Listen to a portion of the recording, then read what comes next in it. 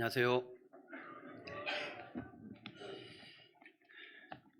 다 같이 하나님 앞에 먼저 기도드리고 시작하겠습니다.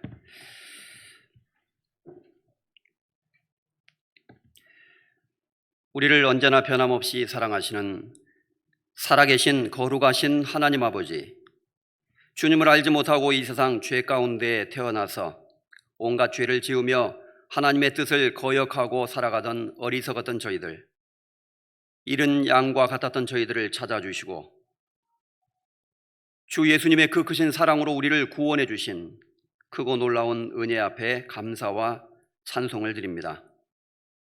우리가 받아야 될 심판과 율법의 저주로부터 우리를 속량하여 주시고 우리 대신 주 예수님이 십자가에 대신 죽으심으로 그 보배로운 피로 우리의 모든 죄를 씻으시며 영원히 깨끗게 하셔서 하나님 앞에 거룩한 자녀로 의롭다함을 얻고 살아갈 수 있도록 인도해 주신 하나님의 그 크신 사랑과 은혜를 늘 기억하며 하나님께서 우리에게 주신 그 모든 은혜를 무엇으로 보답할 수 있을지 늘 고민하며 살아가는 저희들이 되게 하여 주시기를 원합니다. 우리 가운데 한 사람도 하나님의 이 은혜를 알지 못함으로 실족하는 사람이 없게 하시고 우리와 함께하여 말씀을 듣는 모든 사람들을 기억하셔서 말씀을 듣고 배움으로 온전한 믿음을 가지고 또 한 소망 안에서 천국을 바라며 살아갈 수 있도록 인도해 주시기를 간절히 소망합니다.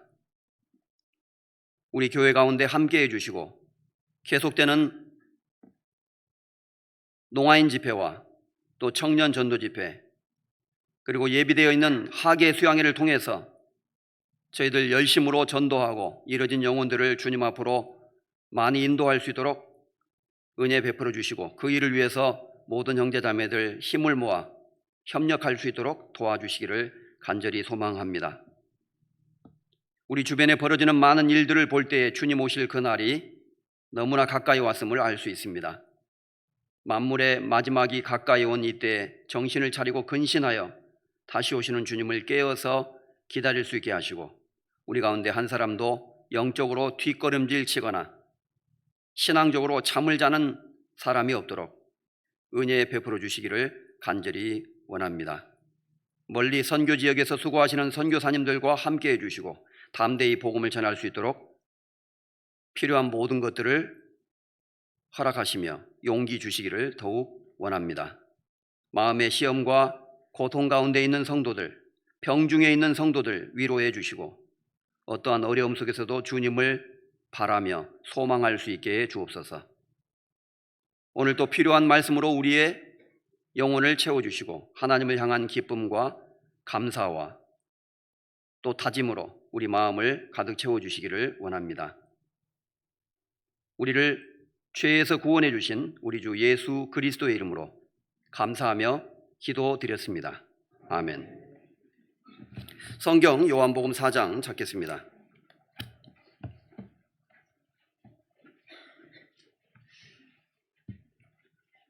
4장 19절에서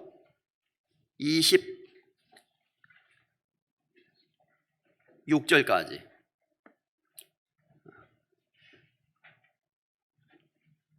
요한복음 4장 19절에서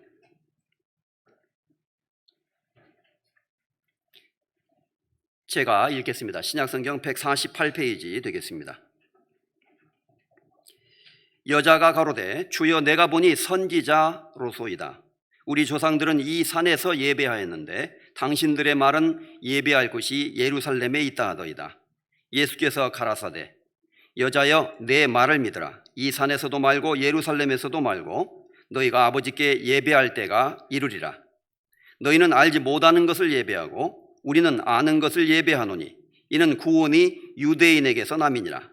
아버지께 참으로 예배하는 자들은 신령과 진정으로 예배할 때가 오나니 곧 이때라. 아버지께서는 이렇게 자기에게 예배하는 자들을 찾으시느니라.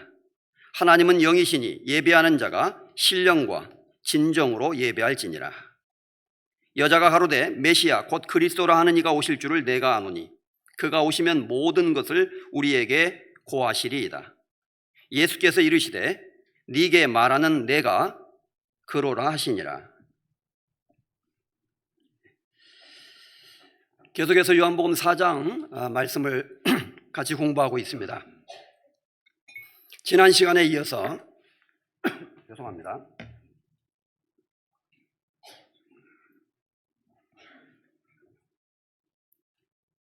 지난 시간에 이어서 예배에 관해서 한 시간 더 공부를 하는 시간을 갖겠습니다. 우리 기독교 안에서 가장 많은 사람들이 오해하고 있는 것 중에 하나가 아마 예배에 관한 것일 것입니다. 반복해서 우리가 중요한 내용들을 정확하게 아는 것이 필요하겠습니다. 제가 오래전에 외국에 있을 때 수양회를 가졌는데 공교롭게도 주일날 아침에 복음을 전하는 시간이었습니다. 그래서 하나님의 복음 메시지를 전하고 함께 말씀을 배웠는데 교회에 이제 다니시는 분인 것 같아요. 우리 수양회에 처음 참석하신 분이 끝나고 나서 이런 질문을 했습니다. 목사님, 왜 이 교회에서는 예배를 드리지 않습니까? 오늘 주일인데 예배 시간이 없나요? 이렇게 질문을 했습니다. 그분이 생각하고 있는 예배는 정해진 시각에 정해진 절차에 의해서 찬송을 부르고 기도하고 또 말씀을 배우고 중간에 또 장로님이나 목사님이 또 일어나서 대표 기도를 다시 한번 하고 또 찬송을 부르고 그리고 목사님이 축복 기도를 해주고 사도신경을 외우고 십계명을 외우고 이렇게 마치는 그런 절차에 의거한 그런 형식적인 예배를 생각하고 있었던 것입니다. 많은 사람들이 그러한 예배를 생각하면서 그저 단순히 기도 짧게 하고 그리고 찬송 몇 곡 부르고 그 다음에 말씀을 길게 배우는 이것은 뭔가 좀 부족하지 않은가? 이게 정말 예배인가? 이런 생각을 하고 있는 것입니다.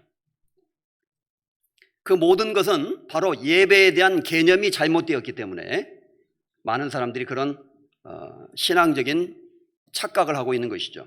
예수님은 사마리아 여인에게 너희는 알지 못하는 것을 예배하고 우리는 아는 것을 예배하노니 이는 구원이 유대인에게서 남이니라 라고 말씀하심으로써 예배에 있어서 가장 중요한 요소 중에 하나는 올바른 지식을 가져야 된다는 것을 말씀하셨습니다. 알지 못하고는 올바로 하나님을 섬길 수 없고 올바로 예배 드릴 수 없다는 것을 분명히 말씀하신 것이죠.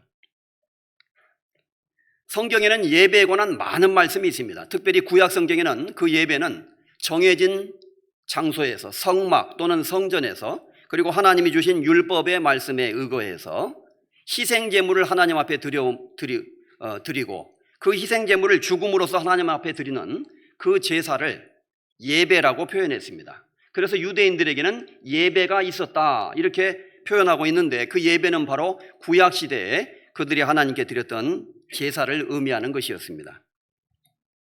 그런데 성경 전체는 이제 구약 성경에는 예배에 관한 내용이 설명되고 암시되고 또 예표되고 있었다고 말할 수 있고 이제 신약 시대는 암시되고 예고되고 예표됐던 것을 하나님께서 정리하시는 그래서 명확하게 개념을 규정해 주시는 그런 말씀들이 신약 성경에 나와 있는 것입니다.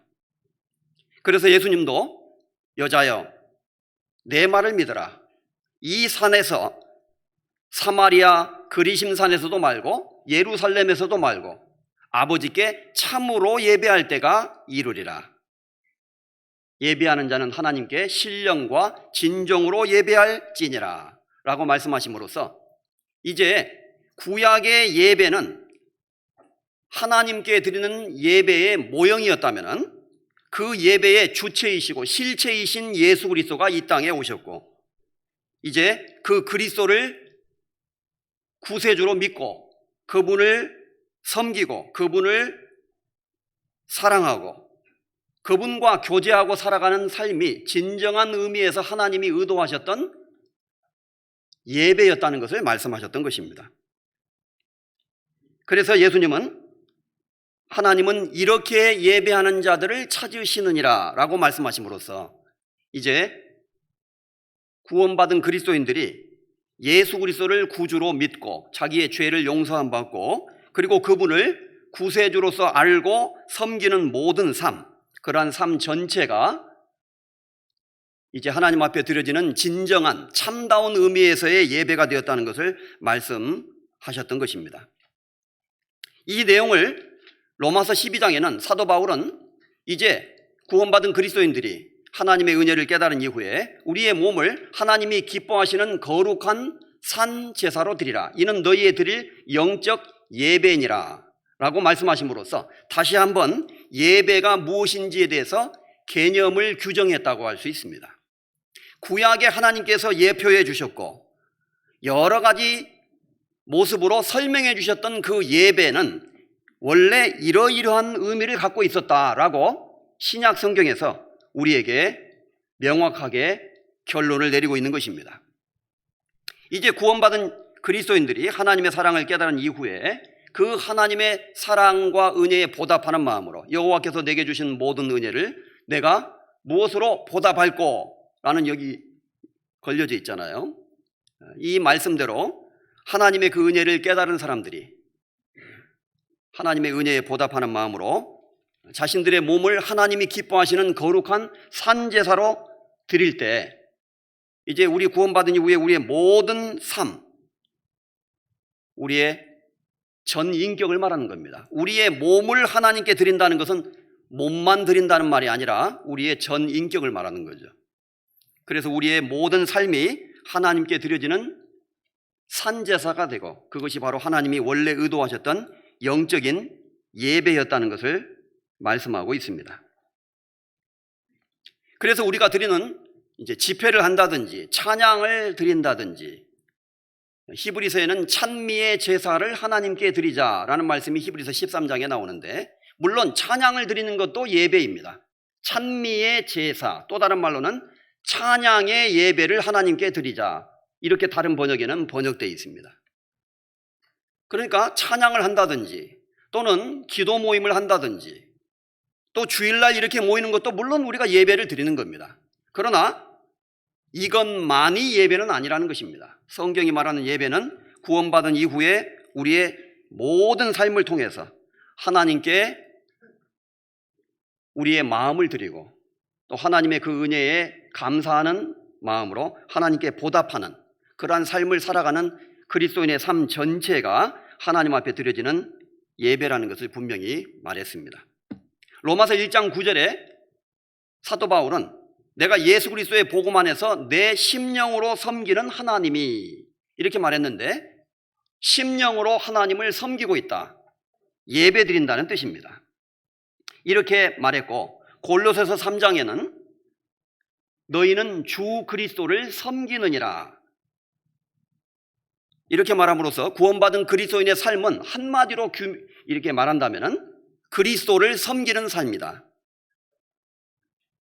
성경에서 섬긴다, 예배한다, 경배한다, 희생을 하나님께 드린다, 전부 다 같은 의미입니다. 예배의 또 다른 표현들이라는 것을 기억하실 필요가 있겠습니다. 그래서 용어적으로도 기억을 할 필요가 있어요. 하나님을 섬긴다, 절한다, 모든 것은 결국 예배를 말하는 것입니다. 구원받은 그리스도인들은 주 그리스도를 섬기는 사람들입니다. 로마서 16장에 거듭나지 않은 사람들을 말하면서 이 같은 자들은 우리 주 그리스도를 섬기지 아니하고 다만 자기의 배만 섬기나니, 거듭나지 않은 사람들은 잘못된 대상을 예배하고 있다고 말하고 있습니다. 배만 섬기나니, 이 배를 말하는 거예요. 먹고 살기 위해서 육신의 만족과 육신의 기쁨을 위해서 그들의 인생을 살아가고 있다. 그래서 역설적인 의미에서 그들은 배를 예배하고 살아가고 있는 거다, 이렇게 표현하고 있는 겁니다. 배가 자기의 신이에요. 그래서 구원받은 그리스도인들은 주 그리스도, 하나님을 섬기는 사람들이라고 말했고, 예수님도 비유를 말씀하시면서 한 사람이 두 주인을 섬기지 못할 것이니 혹 이를 중히 여기며 혹 저를 경히 여김이라. 한 가지를 더 소중하게 여기고 그렇다면 다른 한 가지는 그에 비해서 소홀히 생각하면서 비중을 하나님께 두고 살아가야 되는 것이다. 너희가 하나님과 재물을 겸하여 섬기지 못하느니라 라고 말함으로써 여기서 섬긴다는 말도 예배한다는 의미입니다. 결국 우리 구원받은 그리스도인들은 하나님을 섬기는 사람으로서, 주님을 경배하고 주님께 예배드리는 사람으로서 살아가야 된다는 것을 말씀하고 있는 것입니다. 그리스도인은 누구입니까? 그 안에 그리스도가 사시고 함께 거하고 있는 사람입니다. 또 다른 말로 그리스도인은 누구입니까? 주 그리스도를 섬기고 살아가는 사람들입니다. 그리스도를 섬기고 예배하는 사람들이 그리스도인이라고 말할 수 있는 것입니다. 그래서 성경 전체는 이 예배에 관한 많은 말씀을 해주셨고, 이것은 우리가 알아야 되는 아주 중요한 내용임에 틀림이 없습니다. 사실 하나님이 우리를 구원해 주신 목적이 하나님께 예배를 드리도록 하기 위해서 우리를 구원해 주셨다고 성경은 말합니다. 우리가 지옥 갈까 봐 불쌍해서 우리를 가련히 여기셔서 우리를 구원해 주신 것도 사실입니다. 그것은 하나님이 우리를 구원해 주신 이유와 목적의 한 측면입니다. 그러나 좀 더 궁극적으로 말하면 하나님이 우리를 구원해 주신 이유, 우리를 구원하신 목적은 무엇일까요? 그것은 우리로 하여금 하나님을 예배드리도록 하는 삶을 살아가도록 하기 위해서 우리를 구원하셨다고 성경은 말합니다. 출애굽기에 이스라엘 백성이 애굽에서 종살이를 하고 있을 때 하나님이 그들을 구원해 주신 내용이 나와 있고, 그 내용 속에 하나님이 모세를 통해서 이스라엘 백성에게 가르치신 말씀이 있었습니다. 그 말씀에 보면 하나님이 이스라엘 민족을 왜 애굽에서 구원했는지, 그리고 그것은 결국 훗날 그리스도 안에서 우리를 구원하실 것에 대한 예표였는데, 하나님이 우리를 왜 구원하셨는지 그 이유를 설명해 주고 있습니다. 출애굽기 3장입니다.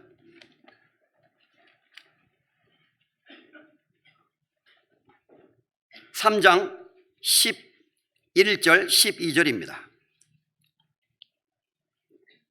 85페이지 10절부터 읽겠습니다.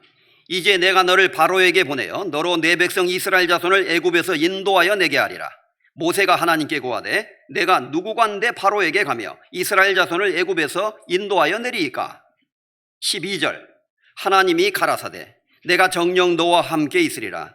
네가 백성을 애굽에서 인도하여 낸 후에 너희가 이 산에서 하나님을 섬기리니 이것이 내가 너를 보낸 증거니라. 자, 이제 하나님은 모세에게 미디안 광야에서 양을 치고 있던 모세에게 떨기나무 불꽃 가운데서 나타나셔서 말씀하셨습니다. 아브라함의 하나님, 이삭의 하나님, 야곱의 하나님이 나타나신 것입니다.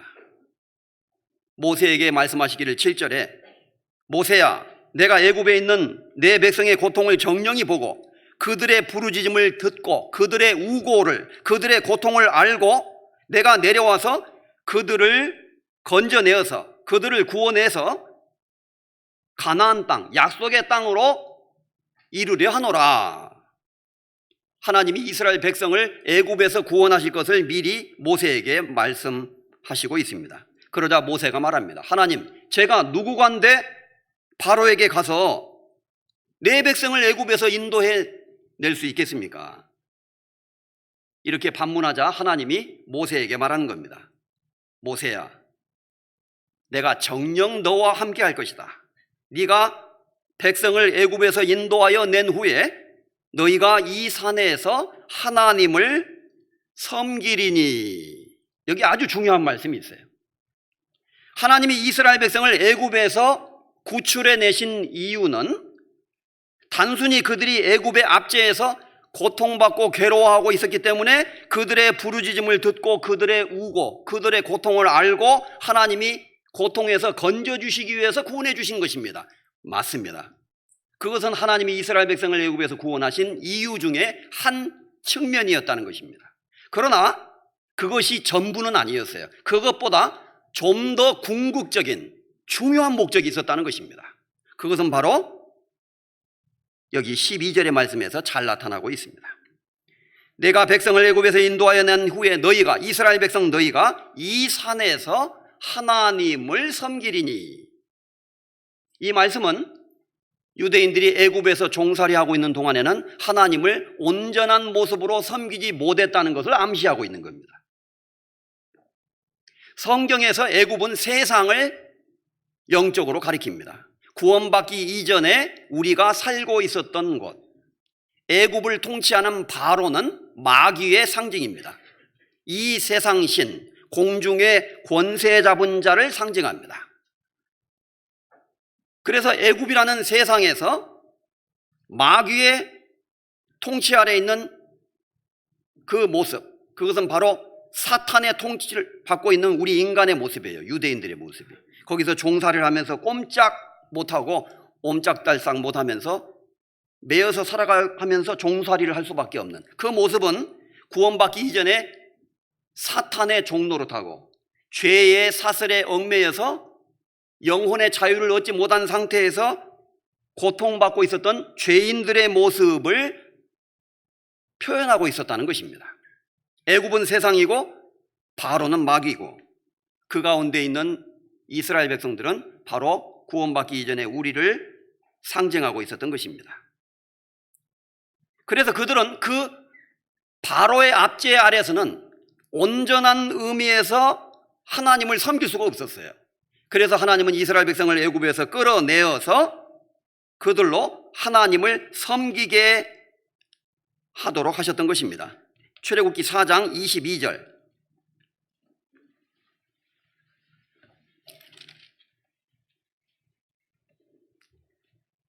4장 22절입니다. 너는 바로에게 이르기를 여호와의 말씀에 이스라엘은 내 아들 내 장자라.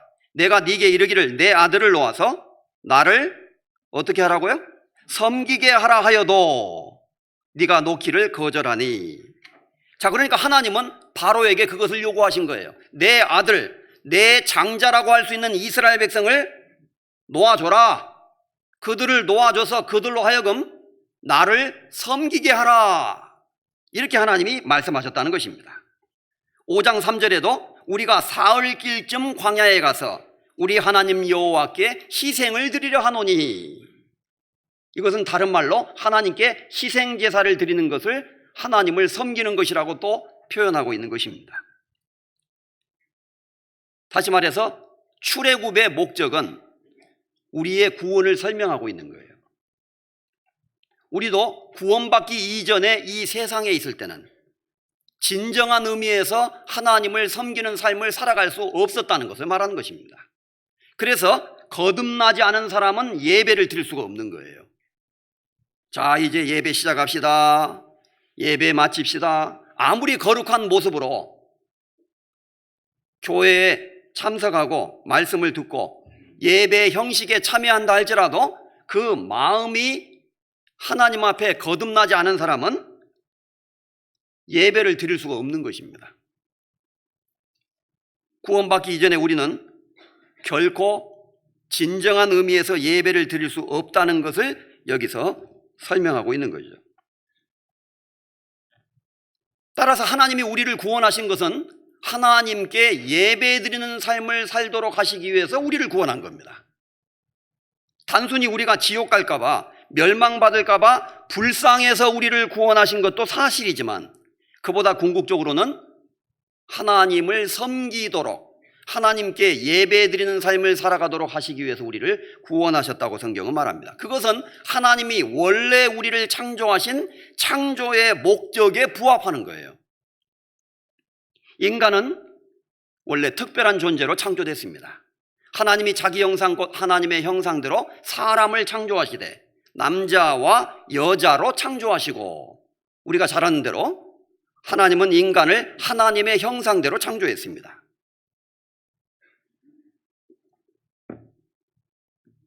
하나님의 형상대로 인간을 창조했다는 말을 좀 깊이 생각해 볼 필요가 있습니다. 여기에 중요한 내용이 담겨져 있습니다. 그것은 인간을 첫째 영적인 존재로 창조했다는 걸 말합니다. 그런데 하나님이 인간을 창조하시기 전에 천사를 먼저 만드셨는데 천사들도 영적인 존재였습니다. 인간도 영적인 존재였습니다. 그러면 왜 인간에게만 하나님의 형상대로 창조했다는 말씀을 하셨을까요? 인간은 천사와는 근본적으로 다른 특별한 목적을 가지고 만들어진 것입니다. 그래서 골로새서 1장에 보면 만물이 그에게서 말미암고 그로 말미암고 그를 위하여 창조되었고 라는 말씀이 있는데, 이 우주에 존재하는 모든 것은 그에게로, 하나님에게로부터 말미암았고 궁극적으로는 그를 위하여 창조됐습니다. 하나님을 위해서 창조된 거예요. 그러니까 천사도 하나님을 위해서 창조됐고 인간도 하나님을 위해서 창조된 겁니다. 그러나 쉽게 말하면 천사와 인간은 레벨이 달랐던 거예요. 천사는 부리는 일꾼으로서, 하나님의 사역자로서, 하나님의 일을 실행하는 심부름꾼으로서 하나님이 창조하셨다면, 인간은 하나님의 사랑의 대상으로 하나님을 섬길 수 있는 특별한 무엇인가를 부여받은 거예요. 하나님이 인간을 만드실 때 아마 천사들이 하나님께 와서 말했을지도 모릅니다. 하나님, 이렇게 많은 하늘의 별과 같은 천사들이 있는데 무엇이 부족하세요? 왜 오늘 인간을 만드십니까? 우리가 부족하나요? 이렇게 천사들이 와서 말했을지도 모릅니다. 그때 하나님은 아마 천사들에게 대답하셨을 거예요. 나는 나의 형상을 닮은 특별한 존재, 인간을 오늘 만들고 있단다. 훗날 내가 그들을 위해서 십자가에 피 흘려 죽어서 그들을 구원하는 그 사랑을 베풀 수 있을 만큼, 죽기까지 사랑할 만큼 나를 사랑할 수 있는 특별한 존재를 내가 만들고 있단다. 나는 그들을 죽기까지 사랑할 것이고 그들이 나의 사랑을 깨달아서 하나님의 자녀가 될 때 그들은 또 마음을 다하고 뜻을 다하고 힘을 다하고 목숨을 다해서 주 하나님 여호와를 사랑하는 일이 벌어지게 될 것이다. 내가 그들을 위해서 죽기까지 생명을 바치고 그들은 나의 사랑을 깨닫고 죽기까지 나를 사랑할 수 있는 특별한 존재를 내가 오늘 만들고 있단다. 그 이름은 바로 인간이란다. 아마 하나님이 그렇게 대답하셨을지 몰라요. 사람은 특별한 존재로 만들어진 겁니다. 그래서 성경에 보면 남자와 여자를 만드신 것은, 남자는 하나님의 형상이고 여자는 하나님의 형상대로 지음을 받은 인간의 형상입니다. 남자와 여자의 관계, 그 사랑의 관계는 하나님과 인간의 관계를 설명하신 것이라고 되어 있어요. 어떤 음악가가 자기의 철학을 음악을 통해서 표현합니다. 어떤 소설가는 자기의 생각을 소설을 통해서 표현합니다. 미술가는 미술을 통해서. 마치 그렇듯이 하나님은 인간을 창조하신 이 인간 창조를 통해서, 그리고 훗날 그 인간들을 하나님이 죽기까지 사랑하심으로 십자가에 죽으시는 그 하나님의 사랑을 통해서 하나님의 마음속에 있는 가장 중요한 것을 표현하신 거예요. 쉽게 말하면. 그래서 인간은 원래 하나님을 사랑하도록 마음을 다하고 힘을 다하고 뜻을 다하고 목숨을 다해서 주 너의 하나님을 사랑하고 섬기라 하였느니라. 그 하나님을 사랑하도록 창조된 거예요. 그렇다고 해서 이것은 남자와 여자의 관계는 하나님과 인간의 관계를 설명하는 한 측면이지, 하나님과 인간의 사랑이 이 세상에 있는 남녀의 사랑처럼 에로스의 사랑, 그런 사랑과는 차원이 다르다는 것입니다. 그래서 호세아서 2장에 보면 하나님이 이스라엘 민족에게 말씀하셨어요. 내가 너희에게 장가들어서 영원히 살고 싶다. 참 놀라운 표현을 하셨어요. 하나님이 이스라엘 백성에게, 이스라엘 백성아, 내가 너희에게 장가들어서 영원히 너희와 함께 살고 싶구나. 하나님이 사람에게 장가를 드시겠다고 표현을 하셨어요. 너희를 지으신 이는 너의 남편이시라. 이사야서 54장에는 또 그렇게 말씀하셨어요. 하나님은 우리의 남편이시고 우리는 그의 사랑의 짝인 신부라는 것입니다. 물론 구원을 받고 거듭나서 하나님의 자녀가 됨으로 진정한 의미에서 그리스도의 신부가 우리는 되게 되는 거죠. 그래서 이제 구원받은 그리스도인들이 하나님을 사랑하고 마음을 다하고 뜻을 다하고 힘을 다해서 주 하나님을 사랑하고 섬기는, 그것이 바로 원래 하나님이 계획하고 의도하셨던 하나님의 마음이었다는 것을 알 수 있어요. 하나님은 사랑받기 위해서 우리를 창조한 거예요. 그러니까 하나님을 사랑하지 않는 것은 죄입니다. 그리고 그것은 하나님에 대한 모독입니다. 인간은 하나님을 섬기고 하나님을 사랑하고, 우리가 하나님을 사랑한다는 건 하나님을 하나님으로 존경하고 섬기는 걸 말해요. 예배하는 것을 하나님을 사랑한다고 표현한 겁니다. 하나님을 예배하도록 인간은 원래 창조된 거예요. 그런데 인간이 죄를 범해서 하나님에게서 단절되었고 하나님께 예배 드릴 수 없는 상태가 된 겁니다.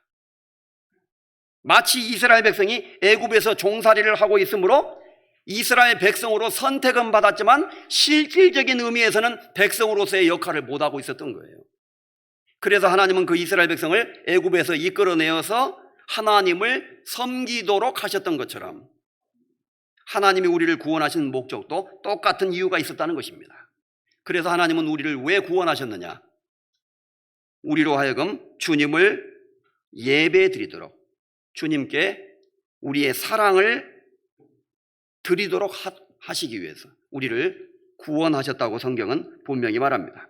따라서 우리를 구원하신 목적은 우리로 하여금 하나님을 예배하도록, 하나님을 섬기도록 하시기 위해서 우리를 구원하신 것입니다. 그리고 그 내용이 또 다른 여러 말씀 속에 여러 가지 모습으로 표현되어 있는 거예요. 하나님의 사랑을 참으로 깨달은 사람들이 그 하나님의 사랑을 알고 하나님의 사랑에 보답하는 것, 구원받은 사람들이 여호와께서 내게 주신 모든 은혜를 내가 무엇으로 보답할고 하나님의 은혜에 보답하는 것, 그것이 예배라는 것입니다. 내가 하나님의 모든 자비하심으로 너희를 권하노니, 그 하나님의 자비하심을 경험한 사람만이 너희 몸을 하나님이 기뻐하시는 거룩한 산제사로 드리라. 이는 너희에 드릴 영적 예배니라. 하나님의 자비하심을 경험한 사람만이 하나님께 진정한 예배를 드릴 수 있다는 것입니다. 베드로전서 2장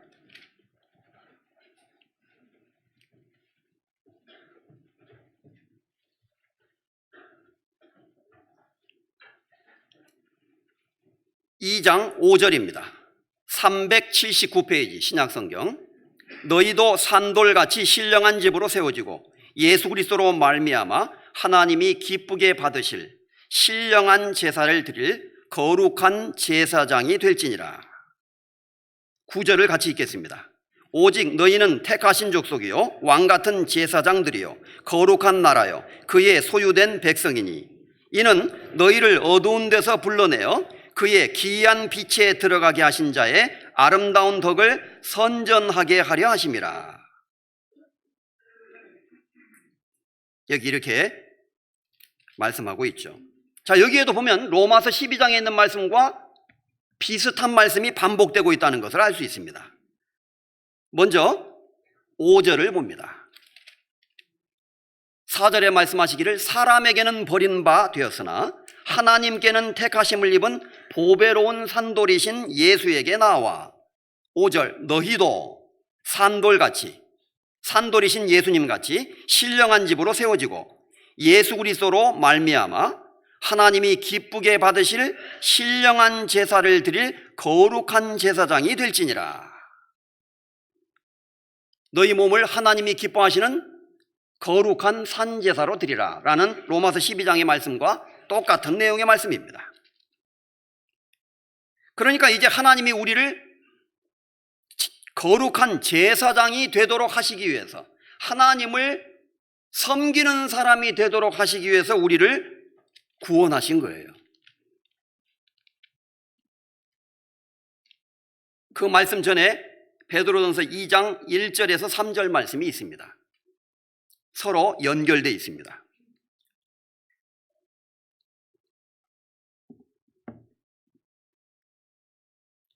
1장 22절에는 먼저 너희가 진리를 순종함으로 너희 영혼을 깨끗하게 하여 거짓이 없이 형제를 사랑하기에 이르렀으니 마음으로 뜨겁게 피차 서로 사랑하라 라고 말씀하셨고, 23절에는 너희가 거듭난 것이 썩어질 씨로 된 것이 아니요 썩지 아니할 씨로 된 것이니 하나님의 살아있고 항상 있는 말씀으로 되었느니라. 거듭났다는 사실을 먼저 이야기했습니다. 우리는 구원받았다, 하나님의 자녀로 거듭나게 되었다. 2장 1절입니다. 그러므로 모든 악독과 괴휼과 외식과 시기와 모든 비방하는 말을 버리고 갓난아이들 같이 순전하고 신령한 젖을 사모하라. 이는 이로 말미암아 너희로 구원에 이르도록 자라게 하려 함이라. 3절 같이 읽겠습니다. 너희가 주의 인자하심을 맛보았으면 그리하라.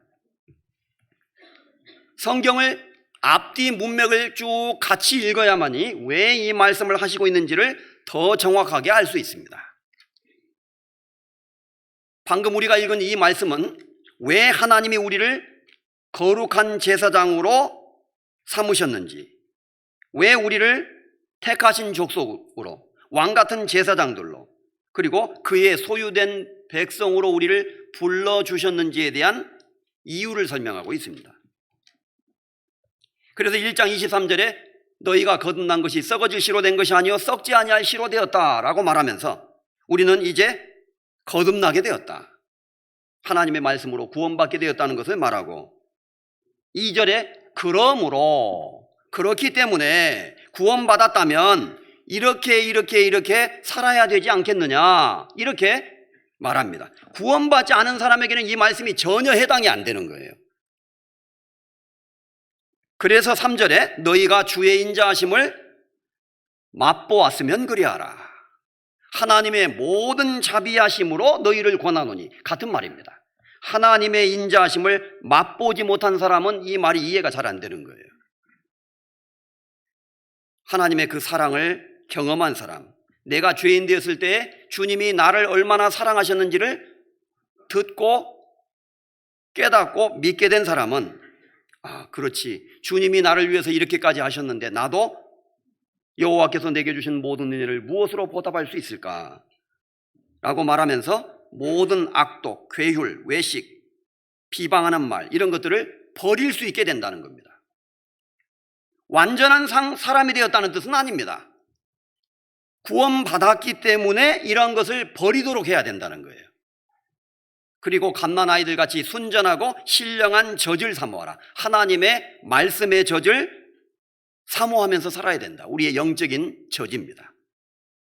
이는 이로 말미암아, 그 말씀으로 말미암아 너희로 구원에 이르도록 자라게 하려 함이라. 두렵고 떨림으로 너희의 구원을 이루라는 빌립보서 말씀과 같은 내용입니다. 생활 구원을 말하는 겁니다. 이것은 갓난아이들 같이 순전하고 신령한 젖. 킹 제임스 성경에는 순전하고 신령한 말씀의 젖을 사모하라 이렇게 번역이 되어 있어요. 이 젖은 하나님의 말씀을 말합니다. 그래서 사람이 떡으로만 살 것이 아니요 하나님의 입에서 나오는 모든 말씀으로 살 것이니라. 예수님은 광야에 시험을 받는 가운데서 그 말씀을 암송하셨습니다. 하나님의 입에서 나오는 모든 말씀, 신령한 젖입니다. 어린아이가 태어나면 뭘 찾죠? 젖. 신령한 젖. 우리는 하나님의 말씀을 사모합니다. 그래서 여러분이 이 자리에 오신 것은 전부 하나님의 말씀을 사모하셨기 때문에 오신 것일 것입니다. 그런데 주일날 말씀만 들어가지고는 영향이 부족해요. 당부드립니다. 수요일날 꼭 오시도록 애쓰셔야 됩니다. 수요일 말씀이 중요합니다. 빠뜨리면은 유튜브 말씀으로 녹화된 것을 찾아서라도 들어야 돼요. 그러면 뭐 집에서 듣지 뭐 굳이 교회당에 올 필요 뭐 있는가 이렇게 생각하지 마시고 와서 같이 들어야 됩니다. 음식도요, 아무리 맛있는 음식도요, 산속에 가서 혼자 먹어봐요. 맛있어요? 어떨 때 제일 맛있죠? 재미있는 얘기가 있어요. 맛있는 라면 중에 제일 맛있는 라면은 함께라면. 그래서 제가 몽골에 가서 막 눈발이 나리는 그 추위 속에 영하 한 35도 되는데요. 밖에 장작불 피워놓고 라면 끓여가지고 몽골 형제자매들 한국에 가신 선교팀하고 같이 먹는데 일상에서 먹어본 라면 중에 최고 맛있는 라면. 분위기라는 게 있는 거예요. 양파를 가장 쉽게 써는 법, 눈물을 흘리지 않고 양파를 썰 수 있는 법, 눈을 감고 썬다. 2. 선글라스를 끼고 썬다. 3. 수건으로 얼굴을 동여매고 썬다. 4. 남편에게 썰게 한다. 재밌는 얘기죠. 함께 하면은 수고가 덜어진다는 의미죠. 그래서 하나님의 말씀도 같이 먹어야 돼, 같이.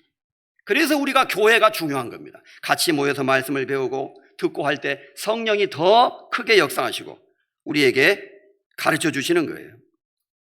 그래서 갓난아이들처럼 순전하고 신령한 하나님의 말씀의 젖을 사모하면서 우리는 점점점 자라면서 그동안 구원받기 전에 우리 속에 있었던 악독, 괴율, 외식, 시기 이런 것들을 모든 비방하는 말과 함께 버릴 수 있게 되고, 그리고 이제 우리 몸을 하나님이 기쁘게 받으실 신령한 제사로 드리는 제사장으로서의 삶을 살아갈 수 있게 된다는 겁니다. 구약시대 제사장은 유대인들 중에서 레위 지파를 선별했고 레위 지파 중에서 아론의 후손들 통해서 제사장이 세워졌습니다. 그래서 유대인들은 제사장이 아주 특별한 사람이었어요. 제사장의 역할은 첫째, 자기의 죄를 위해서 제사를 드립니다. 제사장도 죄인이에요. 그 다음에 제사장의 또 하나의 역할은 백성들의 죄를 위해서 제사를 드립니다. 다시 말해서 하나님과 백성들 사이에 중간에 서서 중보 역할을 하는 거예요. 이 중보 역할은 아주 중요한 역할이었습니다. 그래서 제사장은 아주 중요한 책임을 가지고 있었죠. 그런데 이 신약 성경은 이제 어떤 특별한 사제들이나 목사들이나 선교사나 전도자나 특별한 사람이 제사장이 아니라 구원받은 모든 그리스도인들은 전부 다 제사장이다. 만인 제사장이라는 것을 말하고 있습니다. 그래서 말합니다. 여러분, 우리는 모두 예수 그리스도로 말미암아 하나님이 기쁘게 받으실 신령한 제사를 드릴 거룩한 제사장들이 되어야 됩니다. 하나님은 그러한 제사를 기대하고 계십니다. 하나님이 여러분을 왜 구원해 주셨는지 아십니까? 여러분이 불쌍해서만 구원해 주신 것은 아닙니다. 하나님은 여러분에게 예배를 받고 싶어 하십니다. 여러분에게 섬김을 받고 싶어 하십니다. 여러분에게 사랑을 받고 싶어 하십니다. 9절, 베드로전서 2장 9절. 오직 너희는 택하신 족속이요 왕같은 제사장들이요 거룩한 나라요 그의 소유된 백성이니. 우리는 하나님께 그 은혜를 보답해야 되는 그 막중한 책임을 가지고 있습니다. 하나님은 우리를 택하셨습니다. 그리고 제사장으로 우리를 구별해 주셨습니다. 그리고 거룩한 나라로 우리를 구별해 주신 것입니다. 이렇게 말씀하심으로써 이제 주의 인자하심을 맛보았으면 그리하라. 여기서 아주 중요한 내용을 우리가 꼭 기억해야 되는 겁니다. 예배는 형식보다 하나님의 그 은혜를 경험한 사람들이 감사하는 마음으로 하나님께 드리는 모든 것이 다 예배가 되는 거예요. 물론 하나님이 기뻐하실 수 있는 방법대로 하나님의 말씀을 따라서 올바른 모습으로 예배를 물론 드려야 되죠. 이러한 내용이 아브라함의 생애 속에서 잘 예표되고 있었습니다. 창세기 22장. 하나님 그 크신 은혜를 아브라함이 어떻게 보답했는가, 그 이야기를 우리에게 하시고 있습니다. 창세기 22장입니다.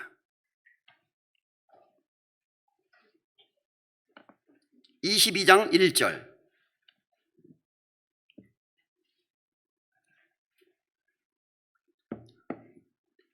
그 일 후에 하나님이 아브라함을 시험하시려고 그를 부르시되 아브라함아 하시니 그가 가로되 내가 여기 있나이다. 여호와께서 가라사대 네 아들 네 사랑하는 독자 이삭을 데리고 모리아 땅으로 가서 내가 네게 지시하는 한 산 거기서 그를 번제로 드리라. 아브라함이 아침에 일찍이 일어나 나귀의 안장을 지우고 두 사환과 그 아들 이삭을 데리고 번제에 쓸 나무를 쪼개어 가지고 떠나 하나님의 자기에게 지시하시는 곳으로 가더니 5절 이에 아브라함이 사환에게 이르되 너희는 나귀와 함께 여기서 기다리라. 내가 아이와 함께 저기 가서 그 다음 뭐라고 되어 있죠? 경배하고 너희에게로 돌아오리라. 이 내용은 교회 다니시는 분들은 누구나 한 번쯤 기억할 수 있는 아주 특별한 이야기가 기록되어 있습니다. 오랫동안 아브라함은 자식을 낳지 못했습니다. 하나님이 100세 된 아브라함에게 자식을 주셨습니다. 이삭, 약속의 자녀가 주어졌어요. 그런데 그렇게 소중한 자식을 하나님이 약속을 이루심으로 주셨는데 얼마 있다가 하나님이 그 독자 이삭을 다시 하나님께 번제로 드리라는 겁니다. 번제는 하나님 앞에 드리는 희생제사의 한 종류이죠.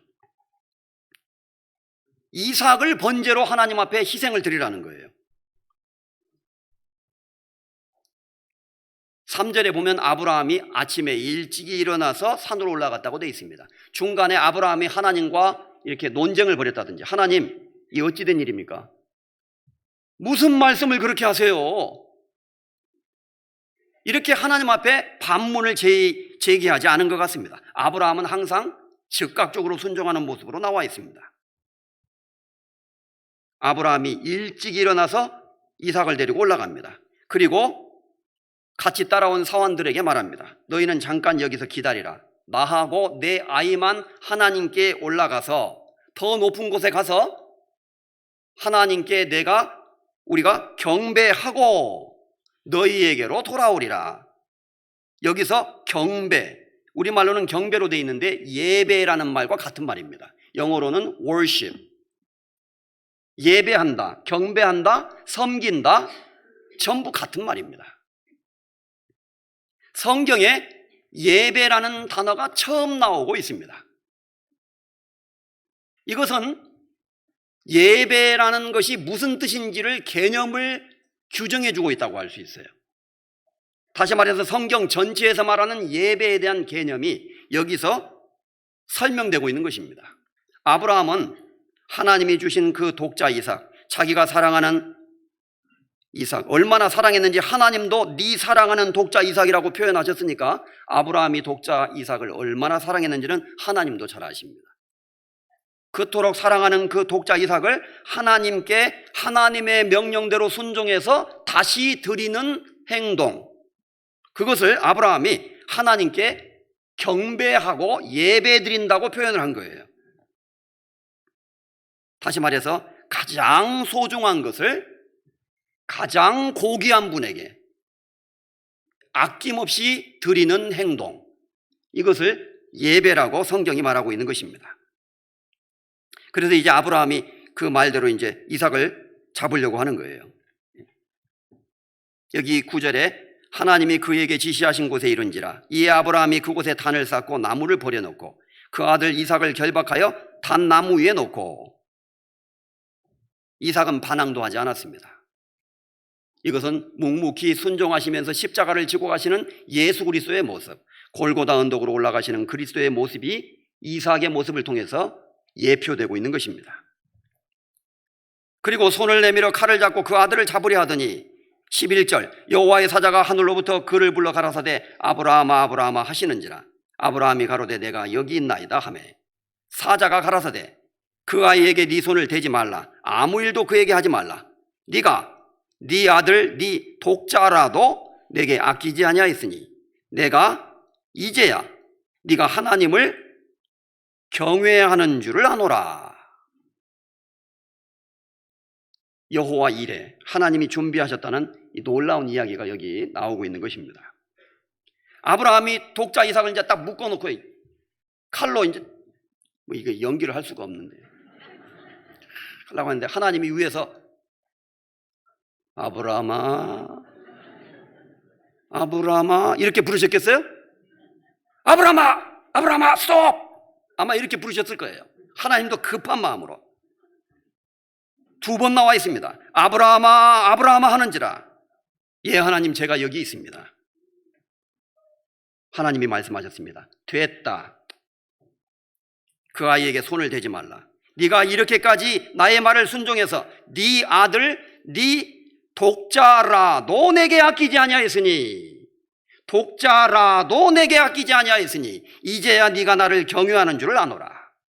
여기서 독자까지라도 아끼지 않고 아브라함은 드리려고 했고, 하나님은 그것을 보고 아브라함이 하나님을 경외했다고 말했습니다. 아브라함은 처음에 내가 그에게 경배하고 돌아오겠다 라고 말했는데, 하나님은 여기서 네가 나를 참으로 경외하는 줄을 내가 이제 아노라. 하나님을 경외한 것, 다시 말해서 가장 높으신 분에게 가장 높은 예의를 갖추는 거예요. 그래서 원래 히브리어의 예배라는 뜻은 절한다는 뜻입니다. 우리말로 예배는 예를 갖추어 절한다. 원래 히브리어의 그 뜻을 잘 표현한 거라고 할 수 있어요. 영어로는 worship.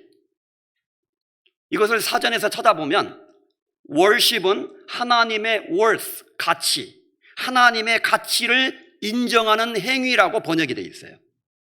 friendship, 우정, 친구의 가치를 인정하는 거예요. partnership, 뭐 그런 말 많이 쓰잖아요. 파트너로서의 가치를 인정하는 겁니다. 예배, 영어의 예배의 표현은 하나님의 가치를 인정하는 행동이라고 문자 그대로는 표현되어 있습니다. 다시 말해서 절한다 라는 말은 가장 높으신 하나님 앞에, 가장 거룩하신 하나님 앞에 나를 낮추고 부복하는 거예요. 엎드리는 거예요. 예, 하나님, 당신은 나의 가장 소중한 분입니다. 당신은 나의 모든 것입니다. 이제 가장 높은 자리에 당신이 앉으셔야 됩니다. 그래서 아브라함은 독자 이삭이라도 아끼지 않고 하나님 앞에 드릴 수가 있었다는 것입니다. 어떤 사람이 쓴 책에 이런 내용이 나옵니다. 모든 사람은 각자 자기 마음속에 한 보좌를 가지고 있습니다. 의자를 가지고 있습니다. 그리고 사람들은 거기에 한 사람을 앉혀놓습니다. 절대 내려오기를 싫어합니다. 그 보좌에 우리 각 사람의 마음속에 앉아있는 그 사람은 자라는 이름을 갖고 있습니다. 자, 내 자. 사람은 자기가 신이에요. 자기가.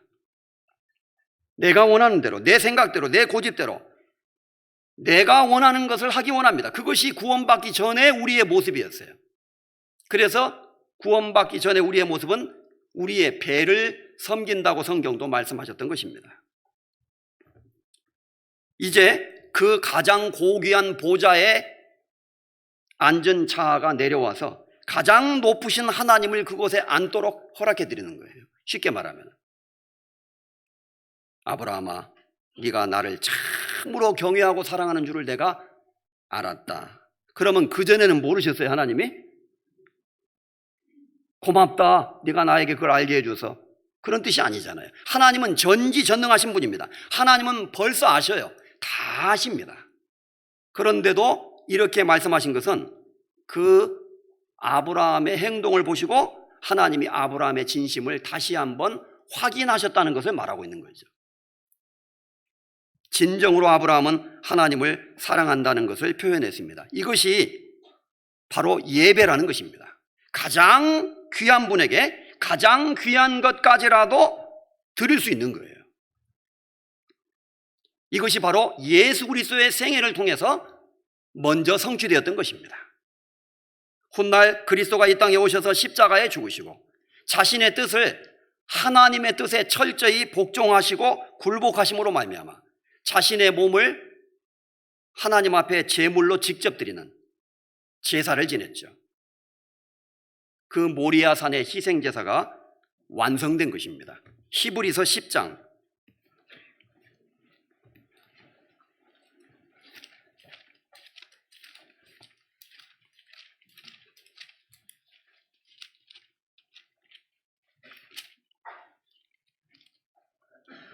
히브리서 10장 5절입니다. 그러므로 세상에 임하실 때에 가라사대. 363페이지입니다. 히브리서 10장 5절. 그러므로 세상에 임하실 때에 가라사대 하나님이 제사와 예물을 원치 아니하시고 오직 나를 위하여 한 몸을 예비하셨도다. 전체로 번제함과 속죄의 제는 기뻐하지 아니하시나니 이에 내가 말하기를 하나님이여 보시옵소서. 두루마리 책에 나를 가리켜 기록한 것과 같이 하나님의 뜻을 행하러 왔나이다. 10절. 이 뜻을 조차 예수 그리스도의 몸을 단번에 들이심으로 말미암아 우리가 거룩함을 얻었노라. 12절. 오직 그리스도는 죄를 위하여 한 영원한 제사를 드리시고 하나님 우편에 앉으사. 14절은 같이 읽겠습니다. 저가 한 제물로 거룩하게 된 자들을 영원히 온전케 하셨느니라. 여기에 있는 이 말씀은 참으로 놀라운 말씀으로서 구약 시대에 예표되었고 암시되었던 예배, 또 다른 말로 하나님께 드리는 제사, 그 희생 제사가 그리스도의 십자가의 죽음으로 완성되었다는 것을 말하고 있어요. 그래서 예수님은 이 세상에 오실 때 이렇게 말씀하셨다는 겁니다. 하나님이 제사와 예물을 원치 아니하시고 오직 나를 위하여 한 몸을 예비하셨도다. 짐승 제사와 희생 제사는 더 이상 원치 아니하시고 그 말이죠. 오직 나를 위하여 한 몸을 예비하셨도다. 여기서 나는 예수님을 말합니다. 그리고 예수 그리스도의 몸이 예비된 것을 말하고 있는 거예요. 예수님이 스스로 이렇게 말씀하셨다는 거예요. 그것을 이미 구약 성경에서 예표하고 있었죠. 그리고 하나님이 번제함과 속죄제는 기뻐하지 아니하시나니 보시옵소서 보옵소서 두루마리 책에 나를 가리켜 기록한 것과 같이 하나님의 뜻을 행하러 왔나이다. 구약 시대에 짐승의 제사를 지냈던 것은 예수 그리스도를 가리켜서 기록한 것이었고, 이제 예수님은 그 하나님의 구원의 계획, 하나님의 뜻을 행하시고 이루시기 위해서 이 땅에 오신 거예요. 그래서 예수님 스스로가 하나님 앞에 제사가 되신 것입니다. 제물이 된 거예요. 그래서 그리스도는 자기를 직접 제물로, 14절에 저가 한 제물로 거룩하게 된 자들을 영원히 온전케 하셨느니라. 바로 예수 그리스도 몸을 하나님 앞에 제물로 드렸다는 것을 말하고 있습니다. 예수 그리스도의 삶이 예배의 모습이 완전한 모습으로 설명된 거예요. 내 뜻대로 마옵시고 아버지의 뜻대로 하옵소서. 그 하나님의 뜻에 철저히 복종하고 굴복함으로 말미암아 순종하는 삶, 그리고 자신을 죽음으로 희생함으로 하나님께 예배를 드리게 된 것입니다. 에베소서 5장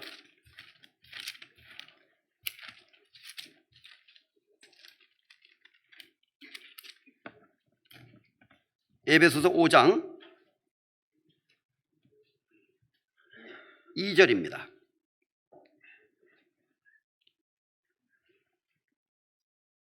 에베소서 5장 2절. 그리스도께서 314페이지. 제가 깜빡했네요.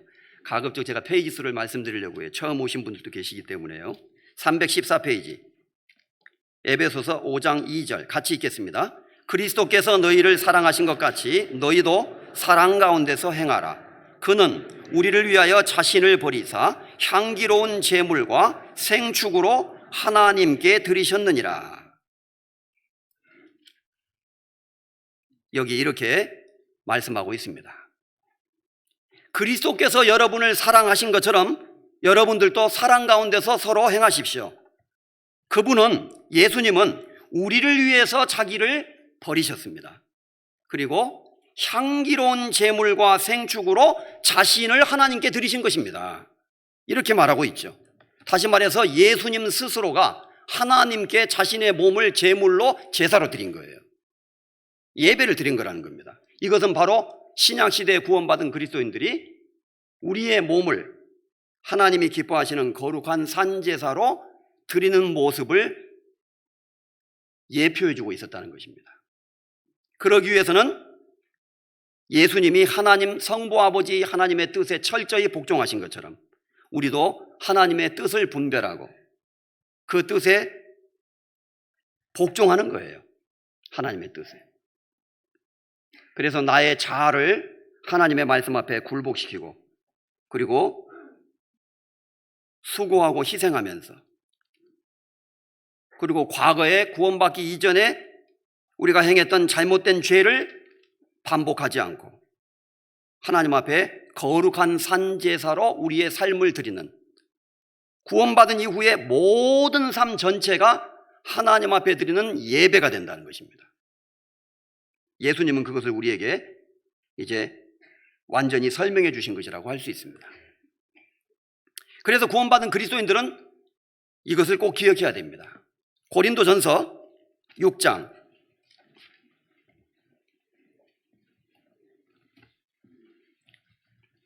19절 20절.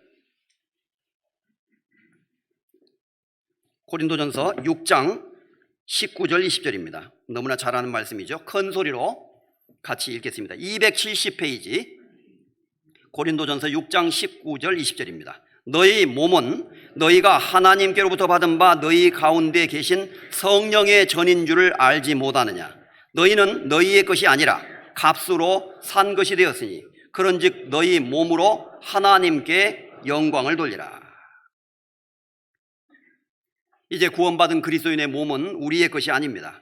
우리의 소유권은 우리에게 있는 것이 아니라 우리를 구원하신 우리의 주인에게 있다는 것입니다. 그래서 구원받은 그리스도인의 삶은 자기가 소유권을 주장하고 자기 마음대로 사는 것이 아니라 나를 소유하신 주님의 소유권을 인정하고 사는 거예요. 세대로 사는 사람이 실제 집주인은 따로 있는데 자기가 등기권자인 것처럼 행동하면 안 되잖아요. 세대로 사는 사람은 자기가 아무리 거기에 오래 살았어도 그 집의 소유권은 원래 주인에게 있다는 것을 늘 인정해야 됩니다. 마치 그런 것처럼 구원받은 그리스도인은 우리의 소유권은 하나님께 있다는 거예요. 우리 몸은 이제 우리 것이 아닙니다. 그래서 내가 가진 시간도, 내가 가진 재능도, 내가 가진 물질도 하나님이 나에게 허락해 주신 모든 것은 다 하나님의 것이에요. 그래서 아브라함은 바로 그것을 인정했던 것입니다. 네가 네 아들 사랑하는 독자라도 네게 아끼지 아니하였으니 그것이 자기 것이 아니라 바로 그것을 주신 하나님 것이라는 것을 아브라함이 인정했기 때문에 다시 하나님께 드릴 수 있었다는 것입니다. 그리고 히브리서에 보면 설령 하나님이 이삭이 죽고 난 다음에라도 그를 죽은 자 가운데서 다시 살리실 줄로 믿었기 때문에 그 하나님의 능력을 믿고 아브라함은 순종할 수 있었다고 말했습니다. 이제 우리 구원받은 그리스도인은 우리의 몸이 하나님의 소유입니다. 우리 전부, 전체, 우리의 전 인격. 따라서 값으로 산 것이 되었으므로 우리의 몸으로 하나님께 영광을 돌리라고 말합니다.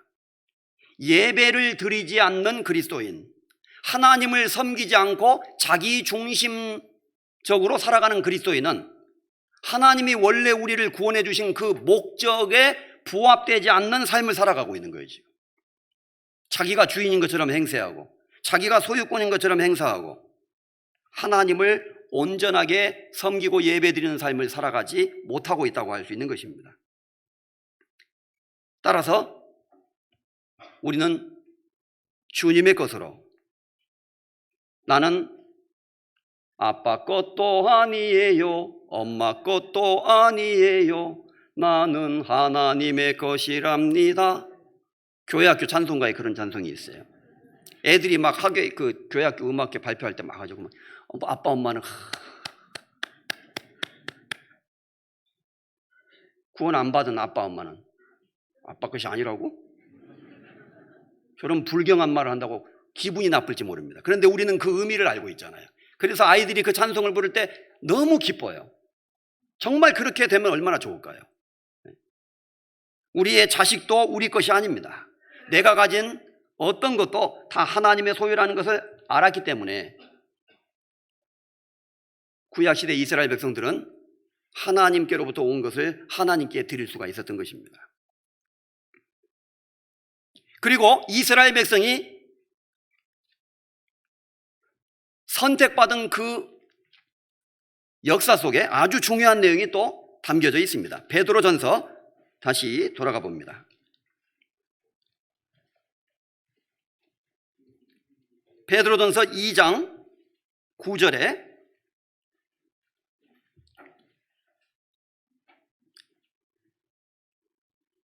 오직 너희는 택하신 족속이요 왕같은 제사장들이요 거룩한 나라요 그의 소유된 백성이니 이는 너희를 어두운 데서 불러내어 그의 기이한 빛에 들어가게 하신 자의 아름다운 덕을 선전하게 하려 하심이라. 하나님이 우리 구원받은 그리스도인들을 택하신 족속으로 왕같은 제사장들로 거룩한 나라로 그리고 하나님의 소유된 백성으로 불러내시고 선택하신 목적에는 아주 중요한 목적이 또 있었다고 성경은 말합니다. 그 이유는 너희를 어두운 데서 불러내어 그의 하나님의 기이한 빛에 들어가게 하신 자의 그 하나님의 아름다운 덕을, 하나님의 덕을 선전하게 하려 하심이라. 하나님이 우리를 제사장으로 삼으신 이유는 하나님의 덕을 전파하도록 하기 위해서 우리를 제사장으로 삼았다고 말씀합니다. 제사장의 역할은 두 가지가 있습니다. 다시 반복합니다. 기억을 새롭게 하기 위해서. 첫째, 제사장은 자기 자신의 죄를 위해서 하나님께 제사를 드리지만 동시에 이스라엘 백성과 하나님 사이를 중보하는 거예요. 중보. 그래서 제사장의 가장 큰 역할 중에 하나는 중보입니다. 중보. 이스라엘 백성을 위해서 하나님께 제사를 지내고 기도하고. 그래서 구약 성경에 보면 출애굽기 19장 출애굽기 19장 6절입니다.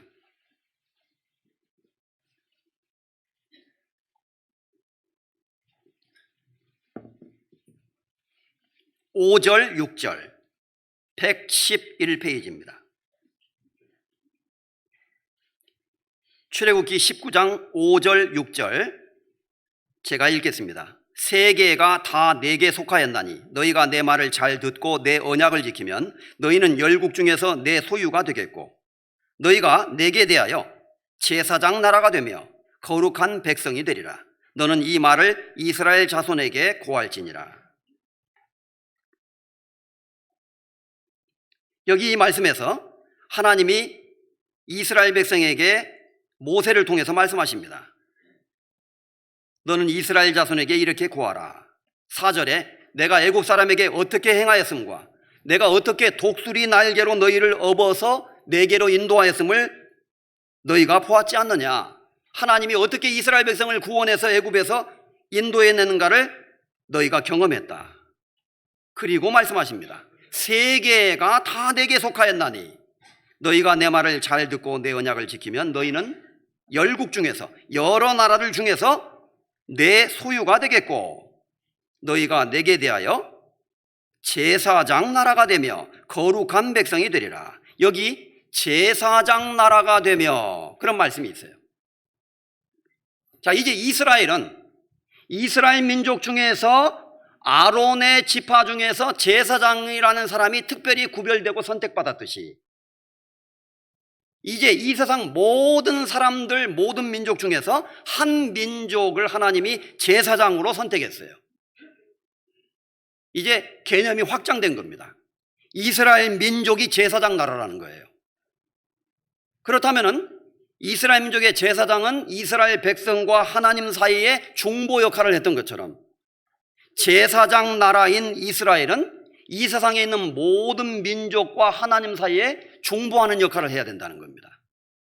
다시 말해서 하나님은 온 세상을 구원하시기 위해서 중보자로 이스라엘을 선택한 거예요. 그래서 아브라함을 선택하시고 천하의 모든 족속이 너를 인하여 복을 얻을 것이니라 하신지라. 온 세상의 모든 사람들이 아브라함을 통해서 복을 얻을 것이라고 약속하셨습니다. 그 약속은 훗날 유대인을 통해서 예수 그리스도가 오시고 예수 그리스도의 복음이 전 세계에 전파되고 그 그리스도를 믿는 사람들이 구원을 받아서 하나님이 주시는 신령한 축복을 받을 것을 예표하고 있었던 거예요. 그러니까 하나님은 처음부터 유대인만 사랑해서 유대인을 선택한 것이 아니었어요. 이스라엘만 구원하시기 위해서 이스라엘을 선택한 것은 아니었다는 겁니다. 하나님의 선택은 모든 세계를 구원하시기 위한 하나님의 섭리의 방법이었다는 거죠. 그래서 이 말씀을 하고 있습니다. 세계가 다 내게 속한 것이다. 이 세상 모든 사람이 다 내 것이다. 만약에 너희가 내 말을 잘 듣고 내 언약을 지키면 너희는 내 소유가 될 것이다. 그리고 너희가 내게 대하여 제사장 나라가 될 것이다. 내 말을, 내 언약을 잘 듣고 지키면, 단서가 달아져 있잖아요. 그러니까 유대인들은 제사장이라는 나라로, 제사장 국가로 선택을 받았는데 하나님의 말씀에 불순종할 때는 그 역할을 제대로 못하게 된 거예요, 유대인들이. 원래 하나님은 전 세계 모든 민족과 하나님 사이를 연결하는 연결고리로 유대인을 선택한 겁니다. 그래서 하나님이 지상 만민 중에서 이스라엘 민족을 선택했다고 되어 있고, 에스겔서 5장 5절에는 내가 예루살렘으로 이방인 가운데 두어서 열방으로 둘러있게 하였거늘 그랬어요. 뺑 둘러있게 가운데다 놨다 그랬어요. 그래서 예루살렘을 보면 위로 올라가면 유럽, 동쪽으로 가면 아시아, 밑으로 내려오면 아프리카입니다. 열방으로 둘러서 가운데 있게 했어요. 두 가지 일이 벌어졌습니다. 그들이 하나님의 말씀을 불순종할 때는 침략을 받기가 쉬워요. 가운데 있으니까. 반대로 그들이 하나님의 말씀을 잘 순종할 때는 하나님의 영광을 전파하기가 쉬워요. 유대인의 그 모습은 바로 우리 구원받은 그리스도인의 모습의 예표라고 할 수가 있는 것입니다. 어쨌든 하나님은 제사장 나라로 이스라엘을 선택했어요. 다른 모든 민족에게 복음을 전하기 위해서. 그래서 유대인을 통해서 예수님이 이 땅에 오셨고, 유대인을 통해서 성경이 기록되게 하셨고, 유대인들 중에서 12사도를 불러서 복음을 전하게 하셨고, 그들이 온 유대와 사마리아와 땅끝까지 이르러 내 증인이 되리라 라고 말씀하심으로써 원래 처음에는 유대인들을 통해서 하나님이 말씀을 맡긴 거예요. 그래서 우리가 유대인에게 덕을 본 것이 많습니다. 사실은 이스라엘 덕택으로 우리가 성경도 가지고 있는 거예요. 원래 성경은 히브리어로 유대인들이 기록했죠.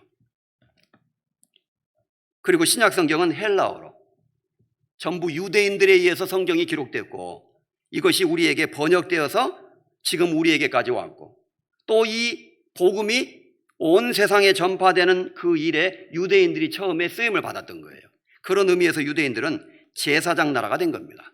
출애굽기 4장 22절에 이스라엘은 나의 장자라 그랬어요. 이 세상에 여러 민족이 있는데 이스라엘은 하나님의 처자들격이 된다는 겁니다. 그럼 하나님은 차자는 어디 있어요? 동생들은? 이방인들을 말하는 거예요. 이방인들. 하나님은 세상을 이처럼 사랑하사 독생자를 주셨으니 이는 저를 믿는 자마다 멸망치 않고 영생을 얻게 하려 하심이라. 그래서 이스라엘만 구원하시는 것이 아니라 온 세상이 구원받도록 하는 일에 하나님이 제사장 나라로 유대인을 선택한 거예요. 그리고 이스라엘이 하나님의 영광을 나타내는 일을 하게 되는 것입니다. 너로 여호와의 이름으로 일컬음을 세계 만민이 보고 너를 두려워하리라. 신명기 28장에 말씀하셨고, 열방이 모든 나라들이 여호와의 이름을 경외하며 세계 열왕이 주의 영광을 경외하게 될 것이다.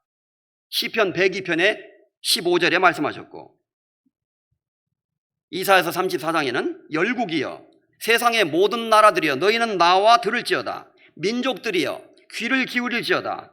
땅과 땅에 충만한 것 세계와 세계에서 나는 모든 것이여 들을지어다. 이것은 복음이 유대인들을 통해서 통로가 되어서 땅끝까지 전파되고 모든 사람이 구원받게 될 것을 미리 약속하고 있었던 거예요. 그런 의미에서 유대인은 제사장 나라가 됐습니다. 제사장 나라. 지금 우리도 세상을 향해서는 왕 같은 제사장을 역할을 하고 있는 거예요. 그래서 우리는 아직 하나님의 사랑을 깨닫지 못한 사람들에게 복음을 전해서 그들이 구원받고 하나님께로 돌아오게 하는 그 복음을 전하는 일을 함으로써 제사장의 역할을 해야 된다고 성경은 말합니다. 로마서 15장. 지난 시간에 이 구절을 잠깐 읽고 마쳤기 때문에 이제 연결해서 좀 설명을 다시 드리겠습니다. 중요한 내용입니다. 로마서 15장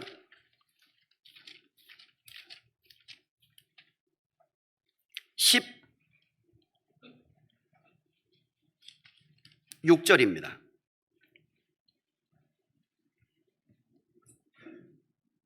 로마서 15장 16절 261페이지. 이 은혜는 곧 나로 이방인을 위하여 그리스도 예수의 일꾼이 되어 하나님의 복음의 제사장 직무를 하게 하사 이방인을 제물로 드리는 그것이 성령 안에서 거룩하게 되어 받으심직하게 하려 하심이라. 19절 이 일로 인하여 내가 예루살렘으로부터 두루 행하여 일루리곤까지 그리스도의 복음을 편만하게 전하였노라. 21절 같이 읽겠습니다. 기록된 바 주의 소식을 받지 못한 자들이 볼 것이요 듣지 못한 자들이 깨달으리라 함과 같으니라. 여기서 바울은 그리스도 예수의 일꾼이 되어 복음의 제사장 직무를 자신이 하고 있다. 16절에 그렇게 말하면서 이방인을 하나님께 제물로 드리는 일을 하고 있다 그랬어요. 이게 뭔 말일까요? 바울이 이방인들에게 복음을 전해서 그들이 구원을 받으면 우리가 이미 아는 대로 구원받은 사람은 자기의 몸을 하나님이 기뻐하시는 거룩한 산제사로 드리잖아요. 그러니까 구원받은 이방인들이 하나님께 예배드리는 일이 벌어지게 된다는 거예요. 하나님을 섬기고 하나님을 사랑하고 하나님을 기쁘시게 하는 삶을 살아가게 된다는 겁니다. 그런 의미에서 이방인들이 구원을 받게 되면 하나님께 드려지는 제물이 된다는 거예요. 구원받은 사람은 전부 하나님이 기뻐하시는 산제사로 자신의 몸을 드리기 때문에 제물이 되는 겁니다. 그래서 그 앞에 보면 15장 10절 세계가 다 내게 속하였나니 라는 하나님의 말씀이 이렇게 이루어진다는 걸 보여줍니다. 또 가로되 로마서 15장 10절 열방들아 주의 백성과 함께 즐거워하라 하였으며 11절 또 모든 열방들아 주를 찬양하며 모든 백성들아 저를 찬송하라 하였으며 12절 또 이사야가 가로되 이새의 뿔이 곧 열방을 다스리기 위하여 일어나시는 이가 있으니 열방이 그에게 소망을 두리라 하였느니라. 열방들아 세상에 있는 모든 이방인들아 세상의 모든 나라들아 주의 백성과 함께 유대인과 함께 즐거워하라. 또 11절에 모든 열방들아 주를 찬양하라. 찬송가에도 많이 나오죠. 12절에도 열방이 그에게 소망을 두리라. 세상에 있는 모든 민족들이 하나님께 소망을 둔단 말은 구원받아서 복음을 깨닫게 되고 하나님의 백성이 되게 된다는 거예요. 그래서 구약 성경에 이미 예수님이 오시기 전에 열방이 세상의 모든 나라들이 함께 유대인과 같이 구원받고 즐거워하고 하나님을 찬양하게 될 것을 하나님이 기대하셨다는 거예요. 그리고 예언을 하셨죠.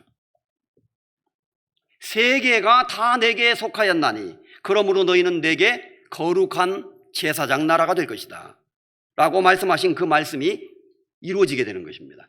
이 세상 전부가 다 하나님의 것이에요. 그래서 유대인뿐만 아니라 모든 사람이 구원받을 때 하나님이 기뻐하시는 것이고, 그래서 바울은 자기가 그 일을 하기 위해서 하나님을 기쁘시게 해드리기 위해서 빨리 복음을 전해서 아직 구원받지 않은 사람들이 구원받고 자신의 삶을 하나님께 제물로 산제사로 예배로 드리도록 만들어 드리면 그 제사를 받으시고 하나님이 흡족해 하시고 기뻐하신다는 의미입니다. 그래서 바울은 예루살렘으로부터 두루 행하여 일루리곤까지 19절에 보면 그리스도의 복음을 편만하게 전하였노라 그랬어요. 널리 전하려고 애를 썼다고 되어 있습니다. 여기 일루리곤은 오늘날의 유고슬라비아를 말한다고 합니다.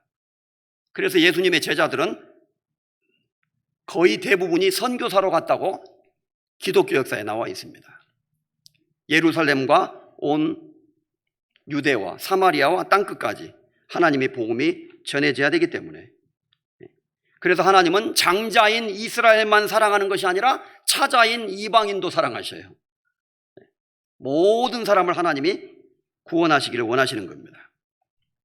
요한복음 4장 마지막으로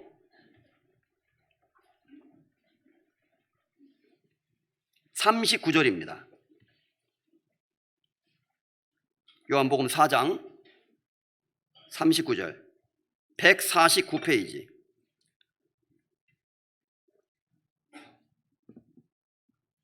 여자의 말이 그가 나에 행한 모든 것을 내게 말하였다 증거하므로 그 동네 중에 많은 사마리아인이 예수를 믿는지라. 41절 예수의 말씀을 인하여 믿는 자가 더욱 많아. 42절은 같이 읽겠습니다. 그 여자에게 말하되 이제 우리가 믿는 것은 네 말을 인함이 아니니 이는 우리가 친히 듣고 그가 참으로 세상의 구주신 줄 알미니라 하였더라.